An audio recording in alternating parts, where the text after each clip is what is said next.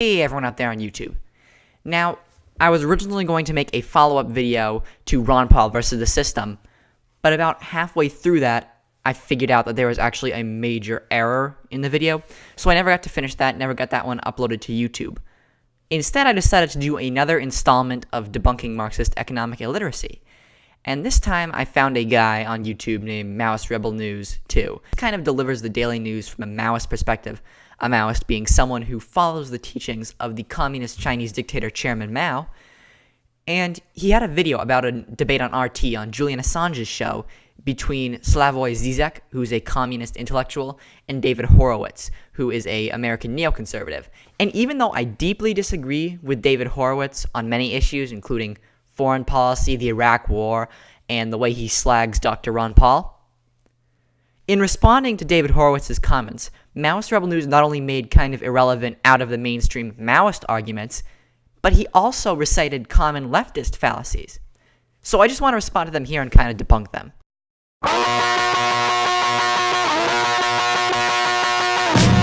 Okay, so the first clip I really want to address is where Maoist Rebel News 2 responds to David Horowitz saying to Julian Assange and Slavoj Zizek that communists and leftists really don't understand human nature. And so when people don't follow their wonderful schemes they've laid out, the communists go and throw them in gulags. And Maoist Rebel News didn't like that at all. Let's take a look. Which is absolutely insane. Which explicitly implies that anyone who was ever sent to a gulag disagreed with the government. There were no actual criminals. Nobody was actually a bad person. Nobody ever broke the law. Nobody raped, murdered, stole, or did anything. Nobody committed assault. Nothing. The Russians were the most perfect, peaceful people in the world, and just threw everyone in jail that disagreed with them, because everybody just was a poet with a beautiful message to share with the world, and were thus persecuted. It's completely insane. It's complete.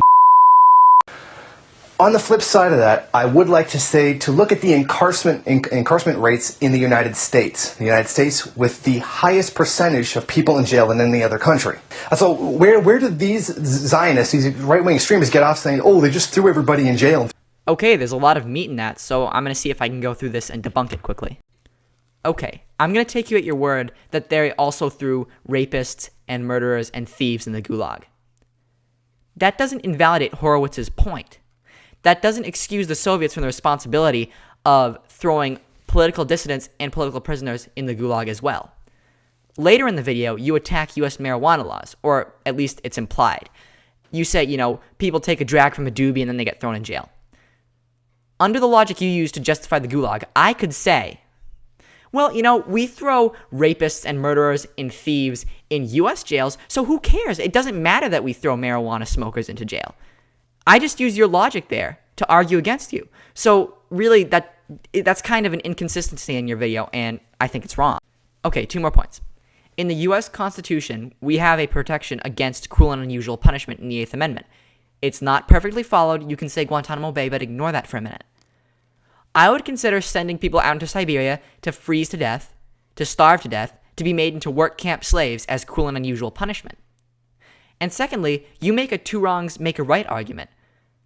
Not only do you say it's hypocritical for the United States to be criticizing Russia when we've locked up so many of our own people, but you use it in essence to justify it. That's two wrongs make a right, and that's wrong. And then he busts out the old equality. Well, people don't have equal ability and intelligence and blah, blah, blah. Therefore, in order to make people equal, you have to take away from some people and give to another. Now, when he says take away from some people and give to another, it's the same old thing. It's money.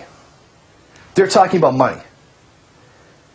If they had same good education, same good healthcare, same good housing, everything, then nobody got anything taken away from them. The elites at the top who control everything, and it's all about money. I have better than everybody else. Make it equal. Oh, I don't have better than everybody else anymore. That means I'm being persecuted. It's the same BS over and over again. Okay, what David Horowitz said in that first part is empirically true. People don't have equal ability and talents, and oftentimes that's actually a blessing to society because it allows the division of labor to take place. I'd like to paraphrase a story from one of my favorite economists, Walter E. Williams. Walter E. Williams says, I'll teach your kids economics, and in return for serving you, You give me certificates of achievement or money. So when Walter E. Williams wants to go to the store to buy beer or milk or eggs or whatever he buys at the grocery store, he'll take that product, he'll go to the grocer, and he'll say, I would like this product which my fellow man has produced. And then the grocer will say, Walter, have you served your fellow man? Walter will say yes.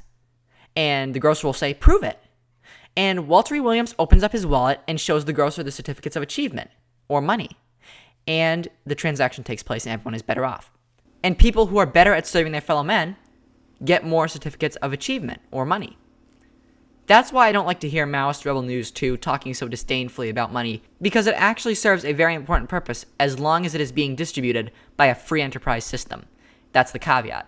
Now, to your point where you say, it's silly to say, you're oppressed if you can't make any more money than anyone else.